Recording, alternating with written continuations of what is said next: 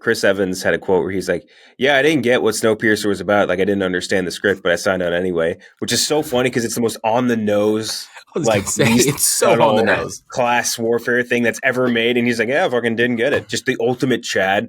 He's just like, Let's Camera Barstool, movie recommendations of the week. 3 picks each, 3 movies that you should watch, what we have them rated, where they are streaming. We'll get right into it. Make sure to subscribe to the channel if you're watching on YouTube. Like the video and drop below your maybe recommendation for the week. That'd be good. Who you think people should be watching? I'm going to start it off. I'm going to be going to space for my first one. Streaming on Hulu, 2002 Steven Soderbergh movie Solaris with George Clooney. It's on Hulu. Every now and then Hulu's got a couple good movie bangers on there. Solaris for me rated 83 out of 100. I really enjoy Solaris. I think it's a movie that is not talked about at all. In terms of like cultural relevance, like it's kind of, you're like, oh, that's the Clooney space movie. That's not Gravity. Soderbergh is just awesome. He has his misses for sure, but even his like middle of the road stuff is fantastic. From Side Effects all the way through, obviously through Ocean's 11, Out of Sight, Logan Lucky. And again, even like the stuff that's not as great. Now, I'm not Let Them Talk, the movie with Meryl Streep. That's "Yeah, that's a bummer." but even like The Informant is a fun time. But no, Solaris is really awesome, early 2000 space movie. I thoroughly enjoy it. It's streaming now. Again, it's something that I feel like people either recognize or see, but maybe not everyone's, or they're recognized or heard of, maybe not everyone has seen. So definitely check that out on Hulu. Ken Jack. My first one is going to be a movie I think we talked about it a while back, but haven't really touched on it in a while. Leon the Professional on Netflix, 91 out of 100. Ooh. Great movie. Yeah. Young Natalie Portman I've been crushing it. Yeah, I've been getting fed Gary Oldman clips on TikTok for some reason. Yeah. And so that one keeps coming up, like Gary Oldman and Leon. Yeah, his genre amazing. But yeah, like Gary Oldman's the big star here. That's like one of, or you could say arguably his best performance ever. He's just like totally unhinged, one of the best villains you'll ever see in any movie. Shot really cool. A lot of the action scenes are like, I don't think I've really seen anything like that maybe ever, the way they shot especially the big apartment fight towards the end of the movie.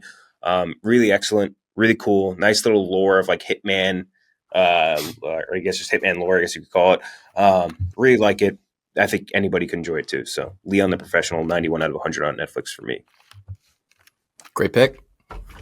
My next pick, this is coming off the hype around The Creator right now, which is just through the roof. The early reviews and reactions we've talked about it are insane.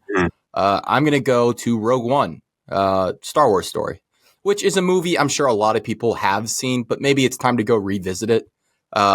Same director as The Creator. Visually, I think it's right there with anything Star Wars has put out ever. The Last Jedi, obviously beautiful in a different way, more about the colors. Here, the scale, like we talked about Villeneuve, how good he is at the scale of things.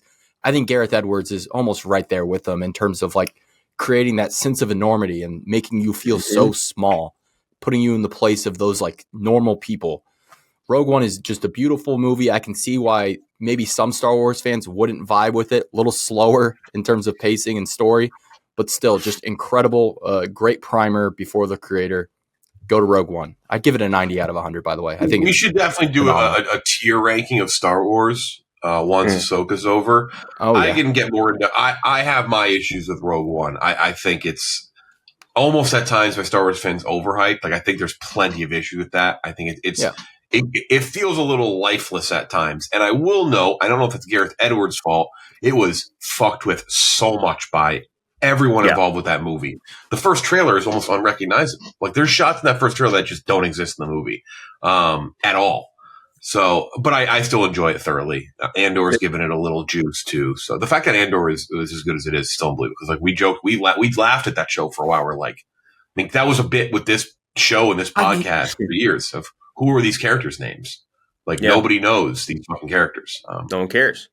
A prequel series to Star Wars' least popular movie or second least popular, depending on how you feel about Solo. Like it was pretty nuts. There are like 3 directors right now that get sci-fi effects, and it's Denis Villeneuve, it's Gareth Edwards, and it's like Neil Blomkamp. So they're the only 3 that have been able to figure out how to get good quality effects to scale, and while also keeping cool stories in line as well, obviously. So like I'm fired up. I'm so fired up for The Creator. I could not. I missed the screening too. There's a screening while I was out. I was out of town, so I missed it. Yeah. Very pissed about that.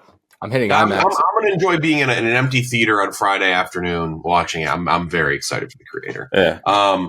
My next one is not an old movie. It's from last year. It's from 2000. Well, yeah, it's from 2022. It's streaming now. It came out during the summer. I mean, a lot of people did see it, but not as many. Like this, I think more people should have seen it. I think it's a great time of year to watch it, and that is my best movie of 2022. And that's Nope, from Jordan Peele. It's on NBC Peacock. I think it's just an absolute no-brainer. It's not on NBC. It's on Prime Video. It's on Amazon Prime Video. Scratch that. You know what I said. It's on Prime.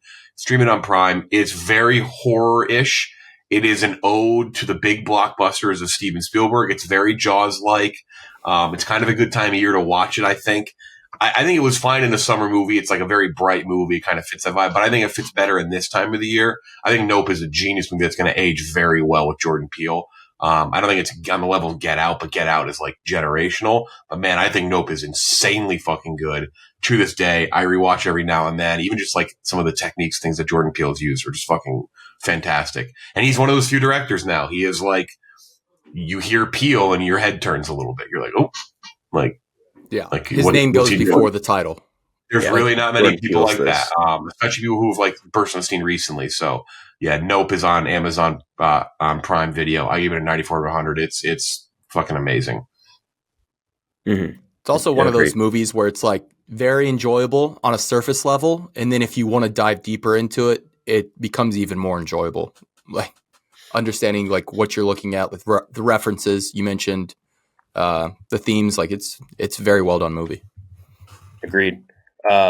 My pick is going to be Villains on Hulu. Villains, also kind of a horror movie. A horror movie.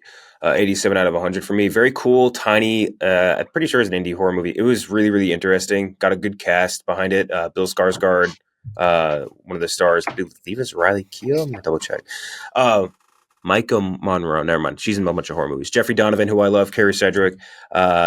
Just a really cool, interesting horror movie that's very small in scale, very interesting, really good acting, and just like kind of fun. It's like it's like horror comedy, I guess you would call it, because like there is a lot more. There's like a good balance of humor in it, but like it is very interesting, fun little movie, and I think that more people should watch it. I haven't seen it myself in I would say like 2-3 years, and I'm definitely gonna rewatch it because after picking it out for this. She was in a couple other ones. Michael Moret, Villains is awesome, but she was also in It Follows. She was in Watcher, some other really good horror movies and different types of movies that like you should definitely see if you haven't seen them. Agreed. Sorry. My next pick, going Coen Brothers, early Coen Brothers. I'm going Raising Arizona. If you like the Coen Brothers, you may not have seen this just because of it being from the 80s, older and much smaller, starring Nicolas Cage, Holly Hunter, who I love. I could listen to Holly Hunter speak all day. I love her. I love her Carolina accent. It's so nice to listen to. Elastigirl. Yep.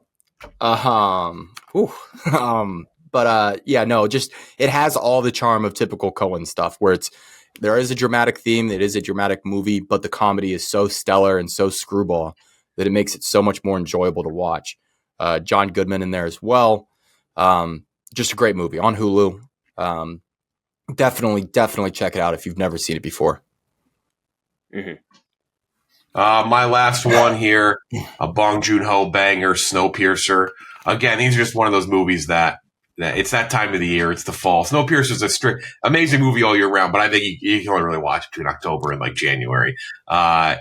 Chris Evans, it's like a role where you first go, oh, fuck, Chris Evans can do a lot more than what you think he can do. He's not just like a douchey, like high school, college character, like in the comedic space. Snowpiercer is one of the best sci-fi movies probably ever made. Spawned a TV series, which I never really got into. But man, it's just for as much as like Parasite is also, I use the word generational again. I do think in terms of creativity and like, holy shit, this guy sees something different.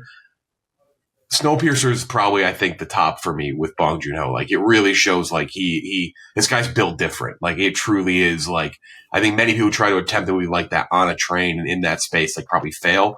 But he makes what is just, again, one of the better sci-fi movies you'll ever see with Snowpiercer. And that's streaming on Prime Video as well. Did you see that Chris Evans? Someone pulled it up, found it on Twitter. Chris Evans had a quote where he's like, "Yeah, I didn't get what Snowpiercer was about. Like, I didn't understand the script, but I signed on anyway." Which is so funny because it's the most on the nose, like it's so on the nose class warfare thing that's ever made. And he's like, "Yeah, I fucking didn't get it." Just the ultimate Chad. He's just like, "Yeah, it's a bunch of people hanging out in a train. I don't know, it seemed cool." Yeah, I have no fucking idea on this one. Sorry, guys. Sorry, Chief. You lost me in the sauce there. There's too much subtext. I couldn't figure it out. Banger cast to Jamie Bell banger, as they like to say. Yeah. Jamie Bell. They do say that for a banger too. Love Jamie Bell. And then I'll round things out. I'm going to go Notting Hill on Hulu. Oh, yes. Was I up? Oh, wait, no. Kinjack was up. You go up. Oh, yeah. Well, I guess I'm up. You watch Kendrick be like, "Why fucking Notting Hill?" Notting Hill, dude. You fucking Did loser. you really? You sus loser? No, I'm just kidding. Notting Hill is just a classic rom-com.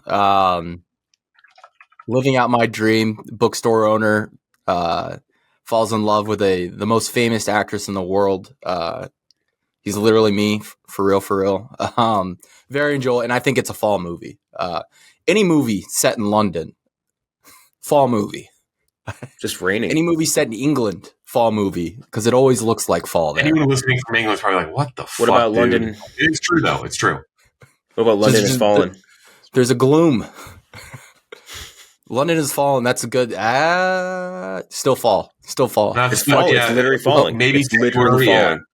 Yeah. Olympus is for the summer, and then you go. London is fallen for the fall.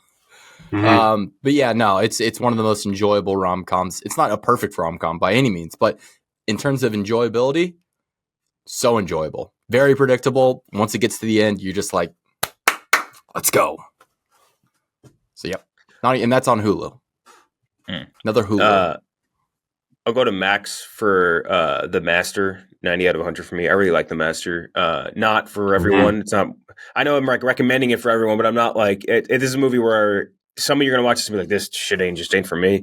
All-time great Joaquin Phoenix performance, in my opinion, and one of the all-time great Philip Seymour Hoffman roles. He is so good in this movie. Unbelievably good in this movie.